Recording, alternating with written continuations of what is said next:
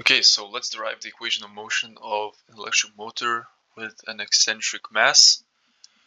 So the model can be simplified to this system, and here we have a disk, uniform disk, and behind it there is an electric motor. Right here we have the eccentric mass, which is just presented as a dot. The eccentric mass is acting away from the center of rotation because the eccentric force is acting on the disk itself, not the eccentric mass. Here we have the dash dot, which simulates the damping force, which is proportional to the speed of the system. Here we have the spring, which is not stretched with length of L capitalized, and then we have the system at rest, and there are only two forces acting on each other. So we have mg is equal to KL, and L is the distance required for contraction of the spring to compensate for the gravitational force generated by the dynamic part of the system. Okay, and so yeah, we need to the stabilizing pipe is used to constrain the movement of the system only in the x direction, only in the vertical direction, and the eccentric force has to be also modeled to the x direction, so we just have to transform from this component to this component, and we can do that by multiplying by the sine of omega t. Okay, so let's begin. If the motor is turned off, the system begins to gains a speed, an acceleration, and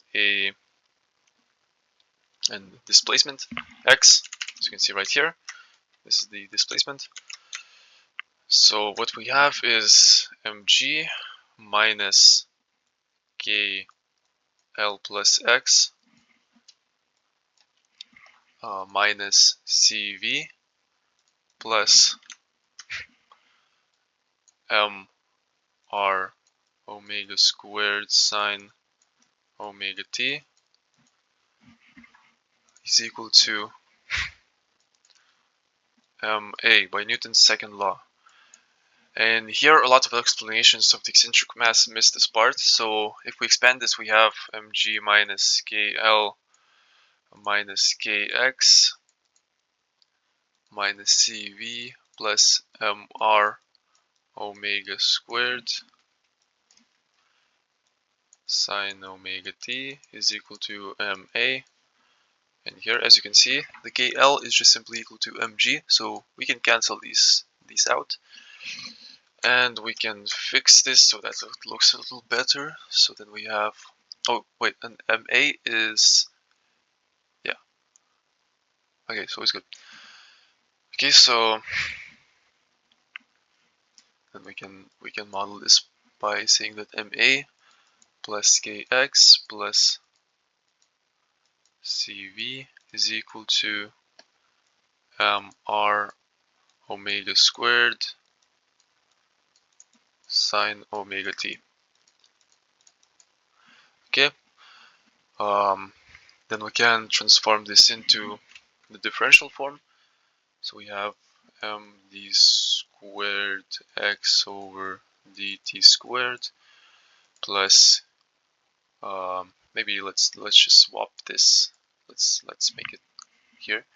So we have c times dx over dt, the first the derivative of the displacement with respect to time. We have plus kx is equal to r omega squared sine omega t. So this is a homogeneous linear differential equation, and its solution consists of the homogeneous part. So if this was equal to 0, but we don't require the homogeneous solution because that would just simply be dampened oscillations.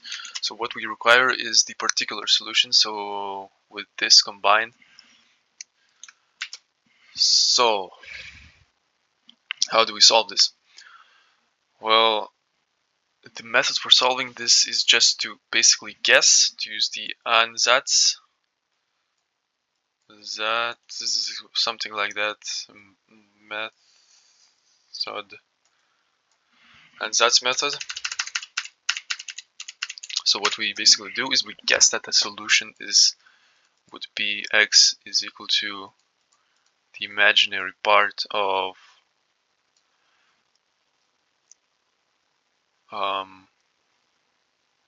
wait, no, so we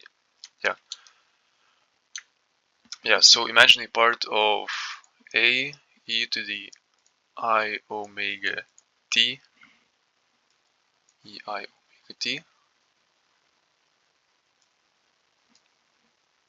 and this is what x is equal to.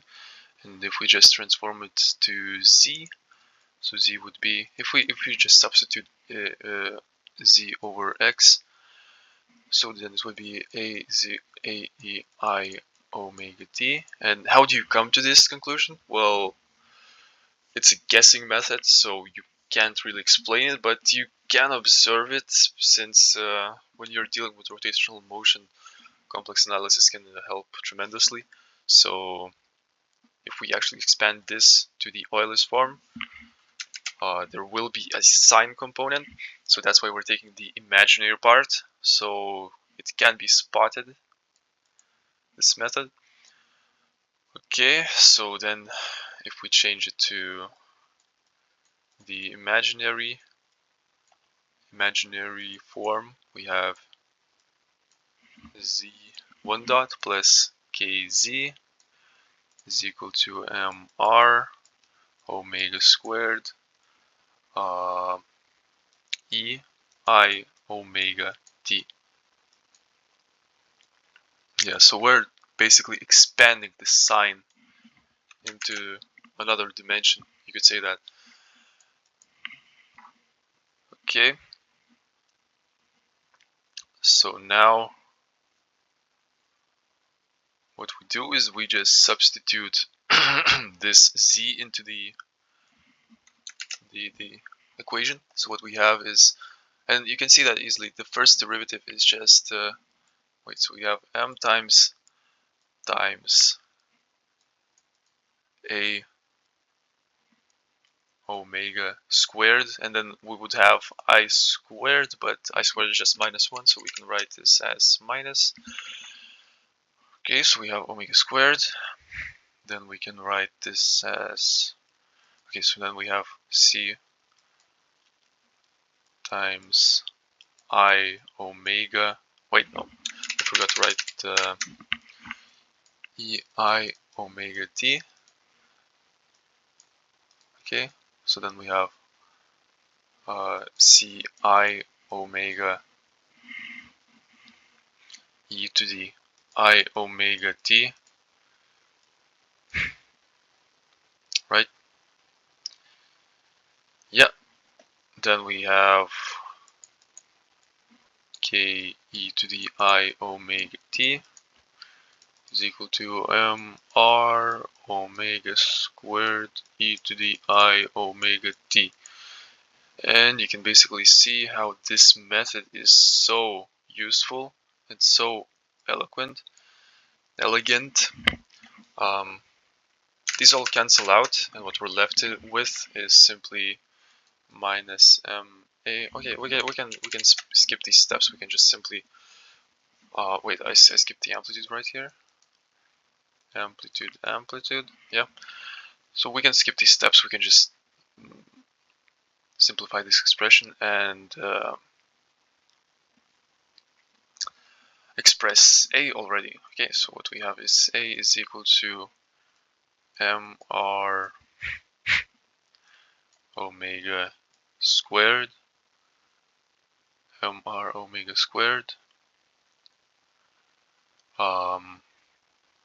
divided by minus m omega squared plus I omega c plus k. Okay, so what's wrong with this is that we have an imaginary number in here.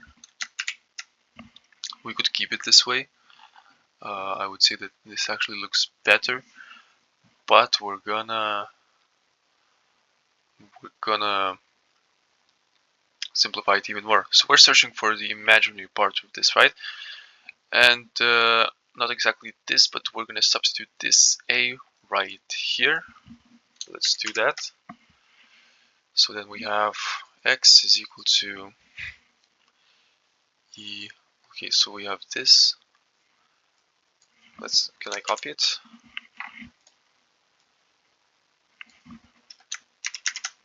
Yes. Okay, so we have this times e, times e I omega t. And then we're gonna expand this. We're gonna expand this. How can I import another? Why is there only one page? Oh, great. Okay. Okay, so we're searching for the imaginary part of this. So let's expand this to Euler's form. Is equal to, yeah, okay, so if we expand this to Euler's form, we have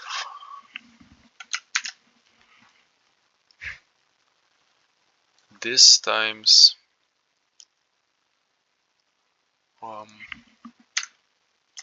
this times cosine omega t plus I sine omega t. Okay, great. So then we need to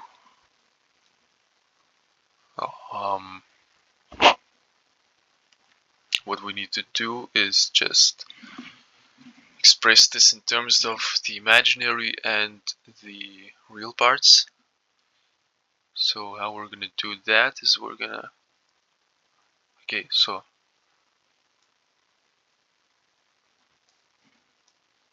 mr omega squared cosine omega t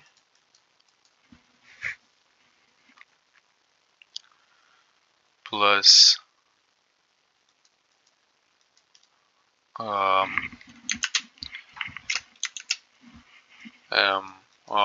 omega squared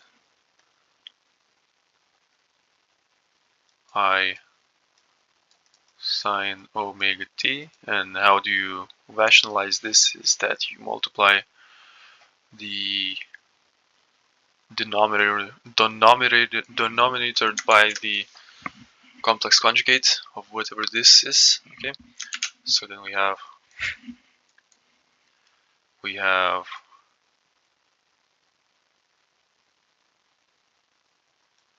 minus m omega squared. Wait, okay, no, let's do this just like k minus m omega squared minus I omega c.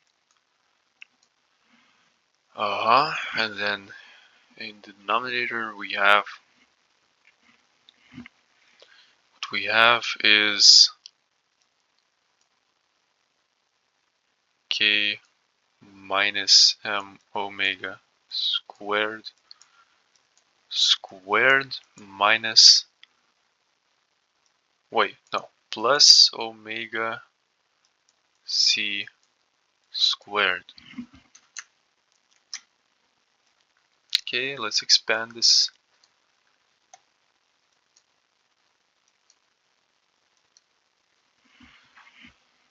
Okay.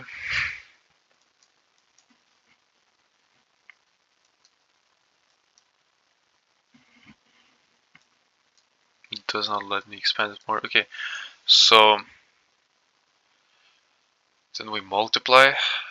Let's just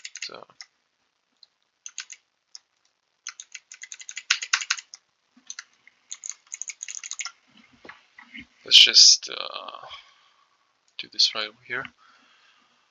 Okay, so what we have is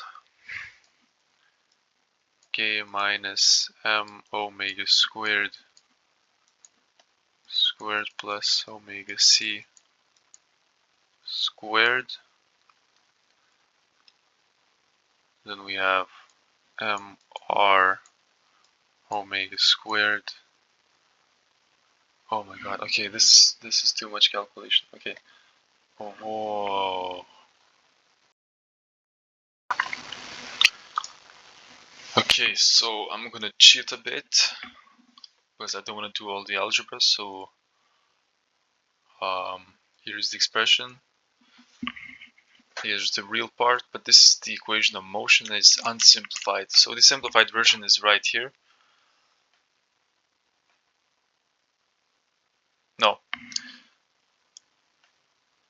this is the unsimplified version, and here we can use the trigonometric identity, this identity.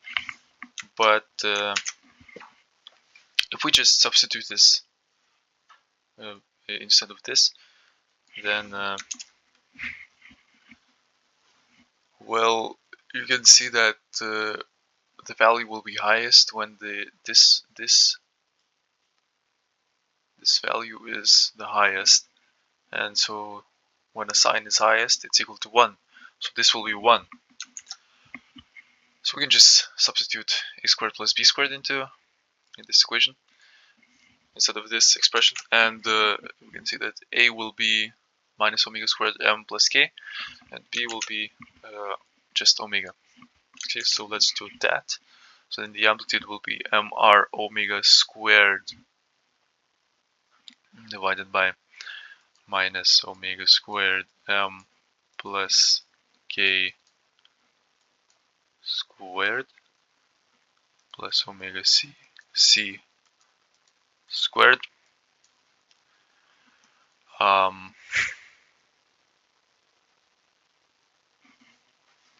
And we have root of minus omega squared m plus k squared plus omega c. No, wait. Oh no, this is c. Okay, so this is not a mistake. Okay, plus omega c squared.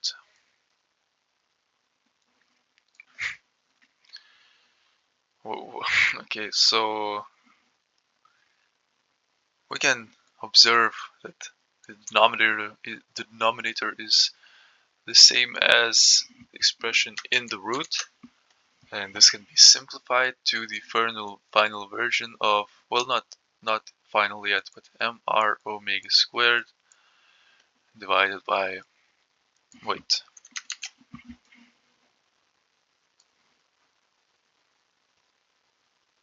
k minus omega squared m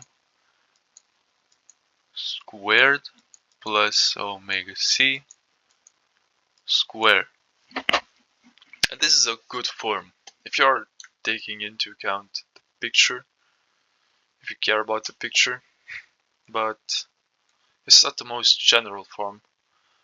And the most general form would incorporate the natural frequency of the system, which would theoretically just be k is equal to the root of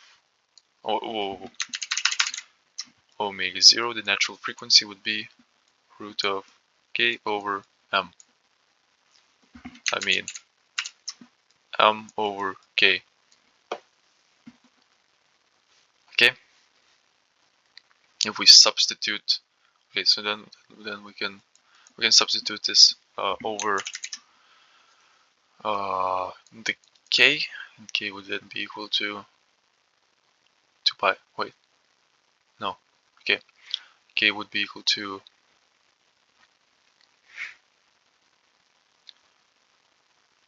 m over omega 0 squared, and the final form would be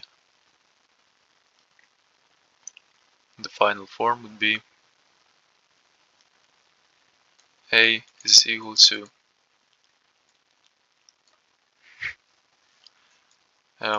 R omega squared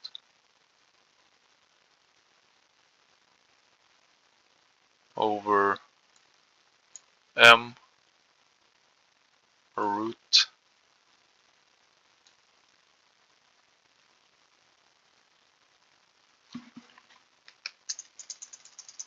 root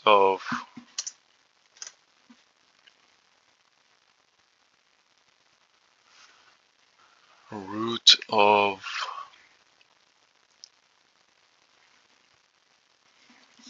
omega 0 squared minus omega squared. We square this plus omega c over M capital square. This is the final form. Okay, so we finally derived the equation for the amplitude-angular frequency dependency, and usually what you see in the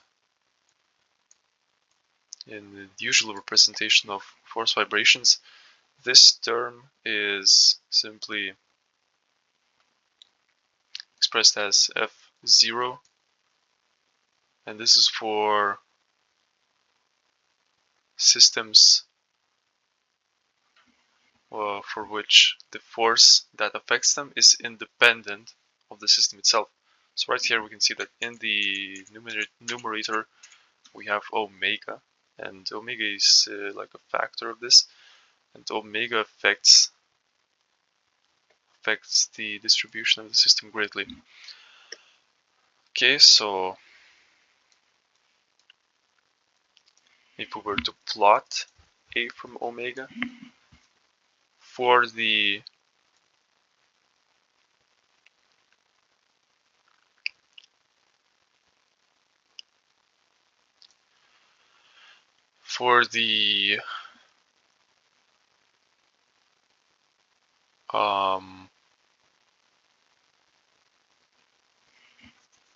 eccentric mass induced vibrations, we would have this kind of graph where it starts from 0 and approaches a given a certain value, and this would be at this would be the resonant frequency, and the resonant frequency is actually not exactly at the resonant frequency. This is omega res. This is omega res. And for unbalanced systems, the natural frequency would be ahead. No, the natural frequency would be before the resonant frequency. So this would be the resonant frequency. And if we were to plot the graph of force vibrations of just the force that is independent from the movement of the system, we would see this starts from some point. Starts from some point, approaches a given value, the resonant frequency, resonant amplitude, and drops down all the way to, well, not all the way to 0, but like approaches 0.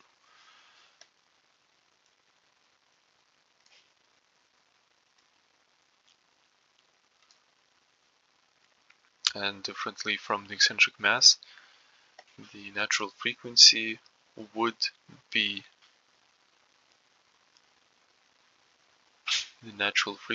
would be greater than the resonant frequency.